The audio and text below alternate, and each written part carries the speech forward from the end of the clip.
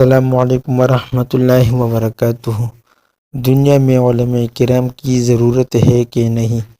ان مدارس کو محبت کی نظر سے دیکھا کرے، اہل مدارس کو محبت کی نظر سے دیکھا کرے، جو ان مدارس کی خدمت کر رہے ہیں ان سے محبت رکھا کرے۔ جب آپ پیدا ہوتے ہیں تو یہی علماء کرام آپ کے کانوں میں اللہ تعالیٰ کا نام پہنچاتے ہیں۔